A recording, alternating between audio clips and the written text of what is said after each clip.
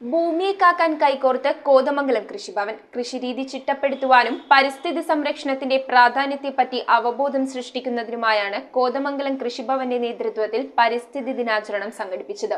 ഉദ്ഘാടനം തൈകളും വിത്തുകളും നൽകിക്കൊണ്ട് വികസനകാര്യ standing committee chairman K A. Naushad നിർവഹിച്ചു. നമ്മുടെ ഭൂമി നമ്മുടെ ഭാവി, കാലാവസ്ഥാ വ്യതിയാനം, കാർഷിക മേഖലയിൽ വരുത്തിയ മാറ്റങ്ങളനുസരിച്ച് കൃഷിരീതി ചിട്ടപ്പെടുത്തുവാനും പരിസ്ഥിതി സംരക്ഷണത്തിന്റെ പ്രാധാന്യത്തെപ്പറ്റി അവബോധം സൃഷ്ടിക്കുന്നതിനും വേണ്ടിയാണ് കോതമംഗലം കൃഷിഭവന്റെ നേതൃത്വത്തിൽ പരിസ്ഥിതി ദിനാചരണം സംഘടിപ്പിച്ചത്.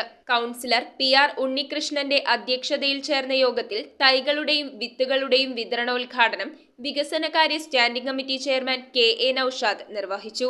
വിദ്യാഭ്യാസ standing committee chairman advocate Jose Varghese, Aji Narayanan, Martin Sunny, കൃഷി അസിസ്റ്റന്റ് എൽദോ ജേക്കബ്, കൃഷി ഓഫീസർ ഷീബ എന്നിവർ സംസാരിച്ചു. പ്രകൃതിയെ സംരക്ഷിക്കാൻ കഴിയുന്നതാണ് കാർഷിക മേഖലയ്ക്ക് ഇടപെടൽ.